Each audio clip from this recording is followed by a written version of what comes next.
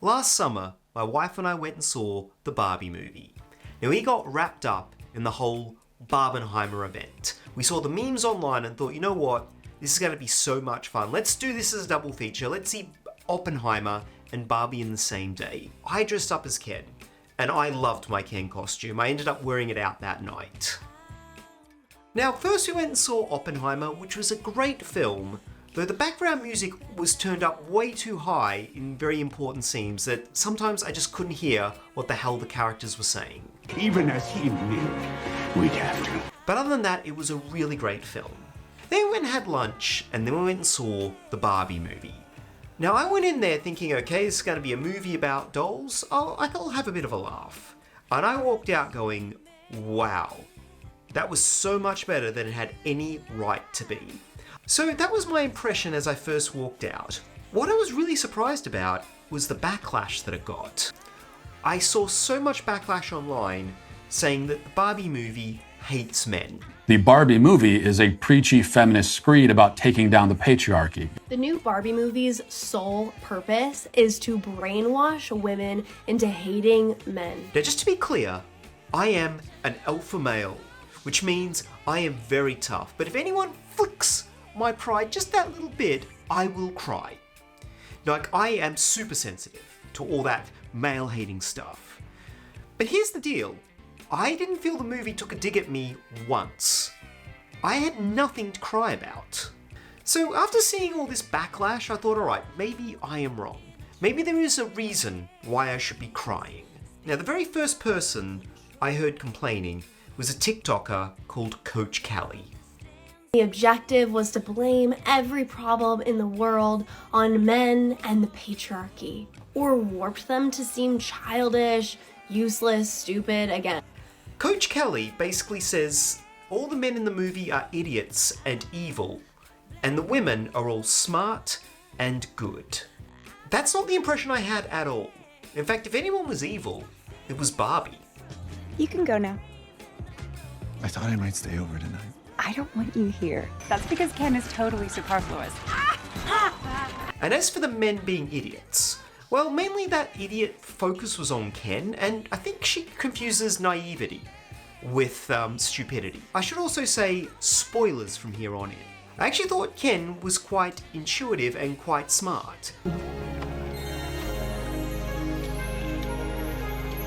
There.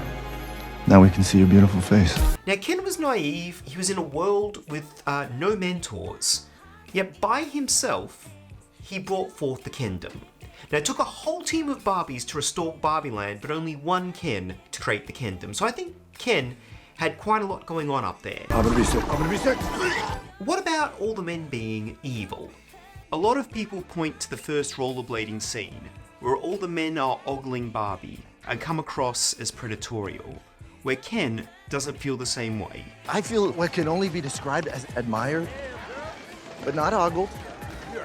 And there's no undertone of violence. Mine very much has an undertone of violence. I did not see that as men being evil.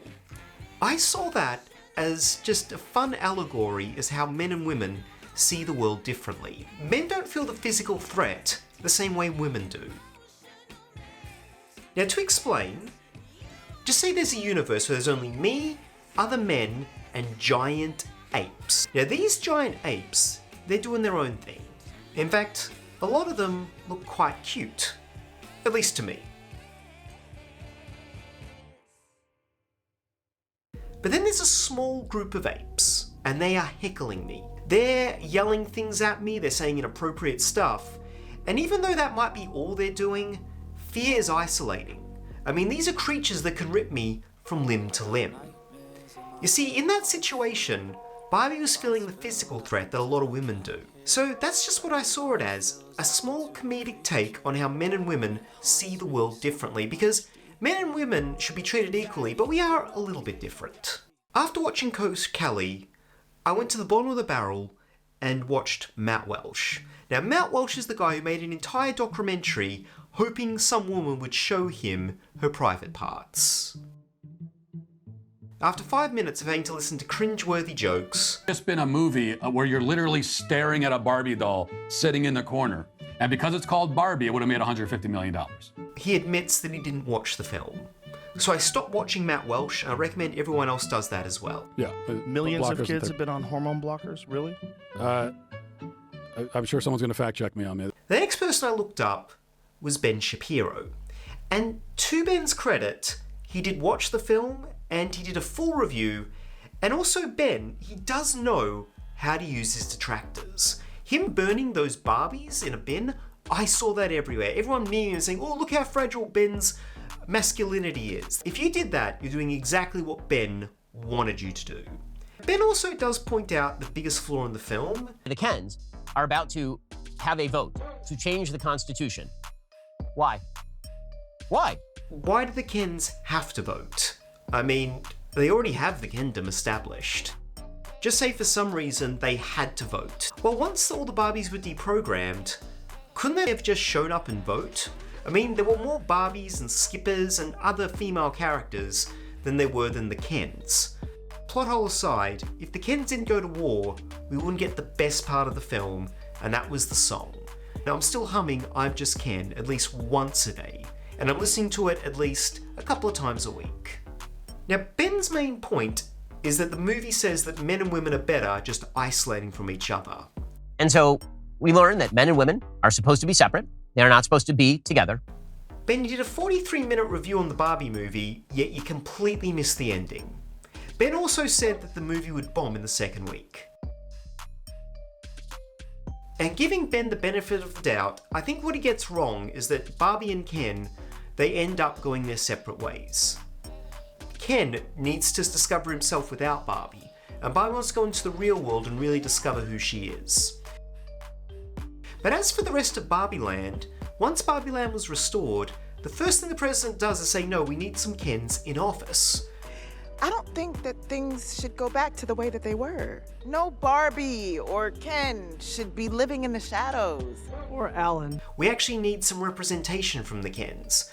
The thing is, the Barbies learned their lesson. Now they finally know what it's like to be a Ken in Barbie Land. And the narrator says, well, the Kens have to start somewhere, and one day the Kens will have as much power and influence in Barbie Land as women have in the real world. Basically what the movie is saying is that men and women should be treated equally. That is the whole point of a feminist film, is to say that men and women should be treated equally. And that's not a bad message, okay? That's not a message which hurts my ego as an alpha male. Now the last person I looked up was Piers Morgan. Now Piers Morgan I don't think watched the film, but at least some people on his panel did. The thing about Piers Morgan is he thinks he's an alpha male, yet he's a complete snowflake. I don't know anyone who uses more safe spaces than Piers Morgan. And one of his biggest safe spaces is him saying, feminism is a hypocrisy. I'm criticising the hypocrisy. It's the hypocrisy and hypocrisy. That's his safe space. Now his main argument is that if you reverse the roles, then there'd be outrage. My point is, if I made the movie and flipped it and was mocking women like this, you would be leading the charge. I'd be hung, drawn and quartered. Now to be fair, I couldn't think of a film that is similar to Barbie where the roles are reversed. I couldn't really find a way to look at it from the other angle. So I decided I'd just come up with my own allegory. So this is my clone of the Barbie movie with the roles reversed. HeMan is in Eternia, living his best life while his sister She-Ra feels she's being ignored. One day HeMan doesn't feel as masculine as he normally does, so he speaks to his old rival Skeletor, who tells him to go to the real world and discover what it really means to be a man, with She-Ra following along. While in the real world, She-Ra discovers such concepts as matriarchy, and HeMan discovers that there's more to being a man than just being hyper-masculine. In fact, some of the great men are the most caring men.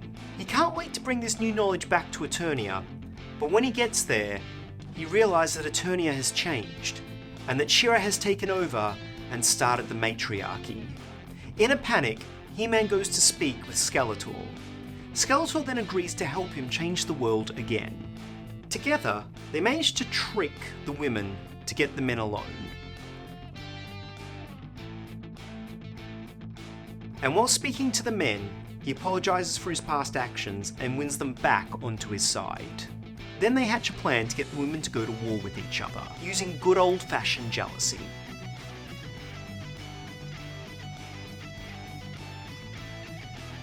And when the women start to go to battle, things are heating up. It climaxes with them all singing about how hard it is to be a woman in this hyper-masculine world. That's when HeMan takes a chance and changes Eternia, but quickly realises that not all the changes were bad. And when he confronts She-Ra, he apologises for his past self and tells her that she is sufficient. But his journey is not over. He's going to go back to the real world to learn about what it really is to be a man, and it starts by getting his prostate checked. I don't think women would be outraged by that. I don't think the outrage would be any greater than the outrage directed towards the Barbie movie. I think one thing Piers Morgan doesn't realise is because he can't take a joke, doesn't mean women can't take a joke. So in conclusion, the Barbie movie did have its flaws. I mean, the whole Mattel thing didn't make any sense and wasn't needed. And when they're in the real world and they're running around, were they in the real world or not? That's what I didn't quite get. And Gloria, I'll be honest, was a little bit annoying. But other than that, it was a great film. And me being the sensitive alpha male that I am, I didn't feel I was attacked. So I don't think that movie alienated men at all. If anything, I'd say the movie was more pro-men than pro-women. Because even though it was called the Barbie movie, let's be honest, this movie was about Ken. Thank you. But that's my thoughts. If you think I'm wrong, put that in the comments below. I would be very happy if you can point out something I could be upset about. But other than that, I really hope you enjoyed my review, and thank you so much for your time.